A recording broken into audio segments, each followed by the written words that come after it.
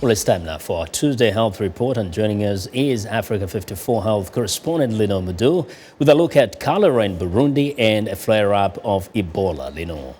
Hello, Vincent. The corpse of a 17-year-old Liberian has tested positive for the Ebola virus, Liberia's first reported case since the country was declared Ebola-free on May 9th. Liberia's Deputy Health Minister Tolbert Nyanswa stressed on Tuesday that there is no need to panic.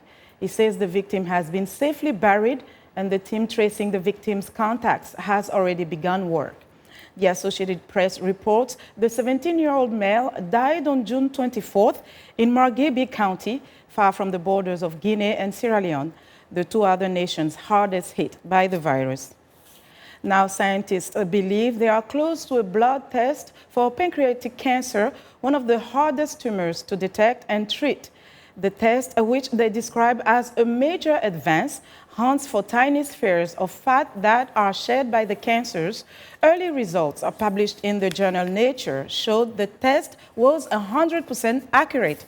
Experts say the findings were striking and ingenious, but required refinement before they could become a cancer test. Pancreatic cancer presents a few symptoms in its early stages.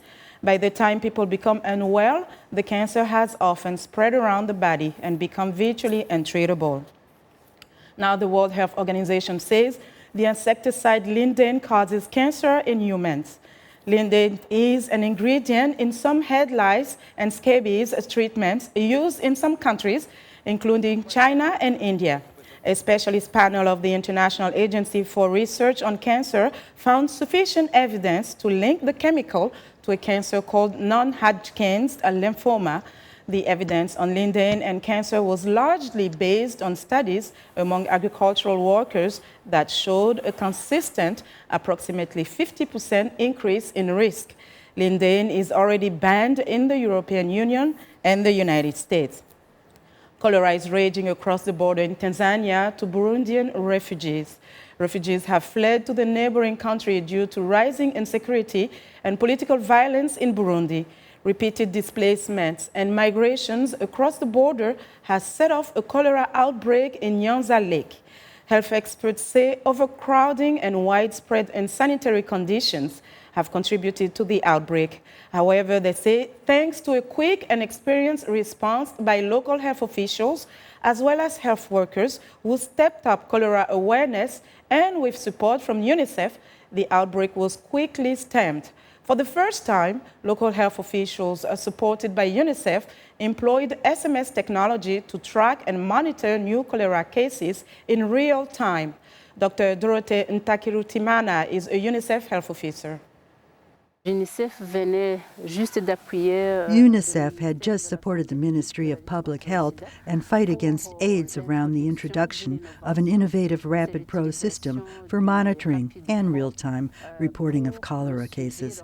It was before the outbreak, but the epidemic served as a practical example, and cases in Nyanza Lake were fed regularly and in real time into the database. But it is also used for monitoring patients, including those discharged from the treatment center. And observers say the number of cholera cases remain relatively low. However, the situation remains critical. Now, refugee children from Burundi under 5 are at risk of malnutrition. More than a month after the first influx of refugees to Tanzania's northwestern Kigoma region, children under 5 are requiring urgent humanitarian support. Over 55,000 refugees fled to Tanzania due to the volatile situation in Burundi. Over 60% of the refugee population in Nyarugusu camp are children. About 14,000 children have been screened for malnutrition. Those who were identified with severe acute malnutrition are receiving appropriate nutrition therapy and therapeutic care to help rehabilitate them. UNICEF and the Tanzania Red Cross both support the screening of malnutrition for all children under age 5. My children started getting sick when we reached Kagunga. We stayed there for a whole week. The living conditions were bad. We had nothing to eat. We were exposed to disease. My daughter suffered from severe diarrhea. And health experts say protecting the nutritional status of vulnerable populations affected in emergencies is essential to prevent acute malnutrition, diseases, and death. And that's our Africa Health Report for today. Vincent? Well, thank you very much. Be sure to watch Moudou's Health Reports every Tuesday and Thursday right here on Africa 54.